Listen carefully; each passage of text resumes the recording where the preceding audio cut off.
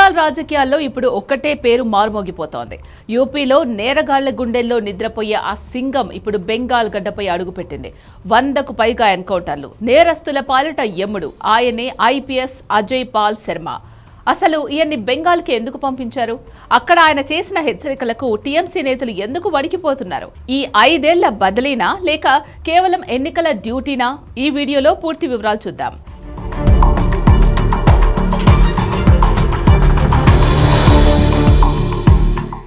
Ajay Pal Sharma 2011 batch UP cadre IPS అధికారి. వృత్తిరీత్యా ఆయన ఒకప్పుడు డెంటిస్ట్, కానీ ఖాకీ యూనిఫామ్ వేసుకున్నాక ఆయన శైలే మారిపోయింది. నోయిడా, రాంపూర్, షామ్లీ వంటి ప్రాంతాల్లో పనిచేస్తున్నప్పుడు వందలాది ఎన్కౌంటర్లకు నాయకత్వం వహించారు. అందుకే ఈయన్ని మీడియా యూపీ సింగం అని పిలుస్తోంది. యోగి ఆదిత్యనాథ్ సర్కార్లో నేరరహిత రాష్ట్రం కోసం ఆయన చేసిన ఆపరేషన్లు దేశవ్యాప్తంగా సంచలనం సృష్టించాయి. పశ్చిమ బెంగాల్ అసెంబ్లీ ఎన్నికల నేపథ్యంలో ఎన్నికల కమిషన్ ఆయన్ని పోలీస్ అబ్జర్వర్ గా నియమించింది.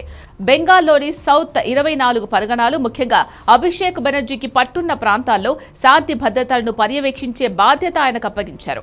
ఈయన నియామకాన్ని సవాల్ చేస్తూ సుప్రీంకోర్టులో పిల్ కూడా దాఖలైంది. ఒక ఐపీఎస్ అధికారి రాక రాజకీయ పార్టీలను ఏ స్థాయిలో భయపెట్టిందో చెప్పడానికి ఇదే పెద్ద నిదర్శనం. ఎన్నికలు ముగిసిన వెంటనే కేంద్ర హోంమంత్రిత్వ శాఖ ఒక కీలక ఉత్తర్వు జారీ చేసింది. ఎన్నికల సమయంలో కేవలం అబ్జర్వర్ గా వెళ్లిన అజయ్ పాల్ శర్మను ఇప్పుడు ఏకంగా 5 ఏళ్ల పాటు డెప్యుటేషన్ పై బెంగాల్లోనే కొనసాగించాలని నిర్ణయించినట్లు వార్తలు వస్తున్నాయి. యూపీలో 100కు పైగా ఎన్కౌంటర్లు చేసిన ట్రాక్ రికార్డున్న ఈయన ఇప్పుడు బెంగాల్లోని పొలిటికల్ క్రైమ్ మరియు సిండికేట్ రాజును ఎలా అణచివేస్తారో చూడాలి అన్నది ప్రజల్లో ఉన్న ఆసక్తి. ఎన్నికల టైంలో అక్కడికి వెళ్లిన వెంటనే ఆయన తన మార్కు చూపించారు. ఒక టీఎంసీ నేత ఇంటి వద్దకు వెళ్లి వారితో జాగ్రత్తగా ఉండమని, తోక జాడిస్తే కాళ్లు విరగ్గొడతామని చేసిన హెచ్చరికలు ఇప్పుడు ఇంటర్నెట్ ను షేక్ చేసింది. అజయ్ పాల్ శర్మను 5 ఏళ్ల పాటు బెంగాల్ కు డిప్యుటేషన్ పై పంపించాలని చాలా మంది పోస్టులు పెట్టడంపై భిన్నాభిప్రాయాలున్నాయి. అయితే దీనిపై కొన్ని ఫ్యాక్ట్ చెక్ సంస్థలు భిన్నంగా స్పందిస్తున్నాయి. ఇది నిజం కాదని కొందరు అంటుంటే నిజమే అని మరికొందరు అంటున్నారు. ఆయనను కేవలం ఎన్నికల పరిశీలకుడిగా మాత్రమే పంపించారని, 5 ఏళ్ల బదిలీ అనేది కేవలం ప్రచారమే అని కొన్ని రిపోర్టులు చెబుతున్నాయి.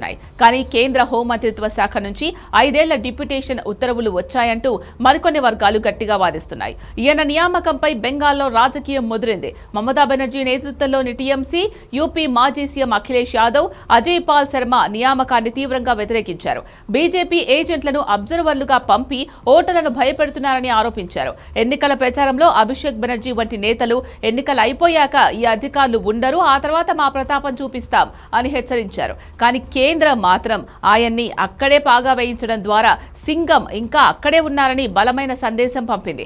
ఎన్నికల సమయంలో సౌత్ 24 పరగణాల జిల్లాలో టీఎంసీ అభ్యర్థి జహంగీర్ ఖాన్ ఇంటి వద్ద అజయ్ పాల్ శర్మ చేసిన హడావిడి మామూలుది కాదు.